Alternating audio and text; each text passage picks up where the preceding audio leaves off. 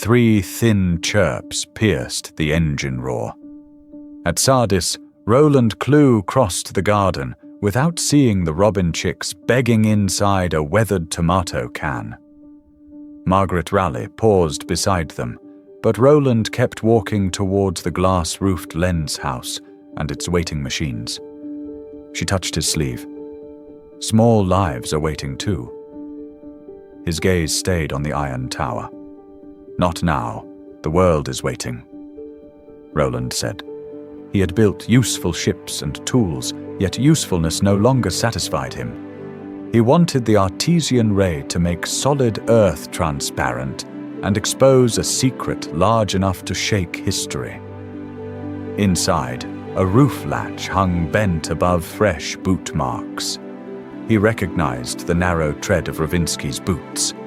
The rival had found Sardis before the ray awakened.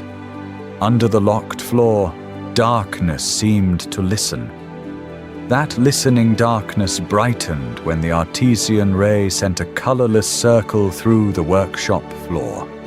Stone remained solid under the rail, yet every buried layer appeared inside the beam. Margaret Raleigh leaned over the rail, then pulled back as the visible shaft deepened past 14 miles. Her fingers found Roland Clew's wrist. "Enough for tonight," she said, easing the lever upward. Roland covered her hand and lowered it again. "1 more mile," he said.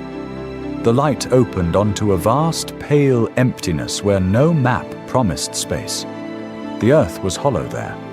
Above the roof, Ravinsky watched through a fan-driven basket, his beard pressed flat by the spinning wind. He sketched the shaft, the automatic shell, and the steel car beside it. Below, one loose window clasp tapped softly. Margaret heard the tapping and looked up. The soft tapping stopped at once. The automatic shell broke loose and struck the transparent circle nose first. Its ribs tore through miles of stone before stopping inside the hidden radiance. The impossible machine survived intact. Roland Clew ordered the car lowered before Margaret Raleigh finished fastening its second safety line. She blocked the gate. Ambition is not armor. For once, Roland met her eyes. His hand shook above the brake, but he secured the line and waited for her nod. The car sank through cold rock. At the bottom, he stepped onto invisible ground and saw his shadow fall through miles of light. Then his boot slipped sideways. He caught a steel rib while the unseen slope pulled his legs toward open brightness.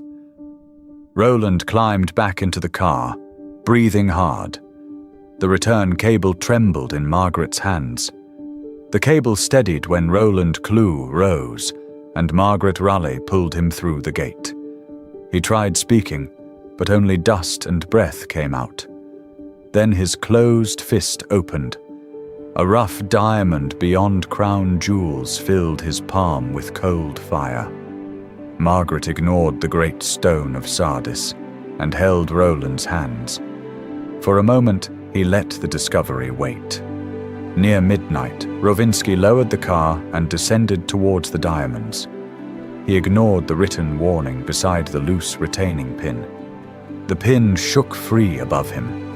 It fell for 14 miles. The steel point pierced Ravinsky before he could understand the light. Ravinsky returned with closed eyes. Margaret held Roland's arm as he covered the diamond. At dawn, Roland and Margaret sealed the shaft, leaving the Artesian ray as a window. Warm daylight spread across the sealed floor. That warm daylight filled Sardis when invited scientists gathered around the Artesian ray. They stared through the ground at the automatic shell 14 miles below. Doubt ended when Roland Clew set the Great Stone of Sardis on dark cloth. After the crowds faded, Roland and Margaret married quietly. One quiet morning, 3 thin chirps called across the garden. He left the breakfast table. Under broad leaves, the weathered tomato can held 3 chicks with open beaks. Margaret Raleigh found him crouched there, his celebrated diamond locked away indoors. She knelt beside him. Worth the wait? Roland nodded, and this time his eyes never left the nest. The man who had pierced the planet stayed still, while tiny feathers trembled in morning light. Roland rested his open hand beside the nest as the garden filled with song.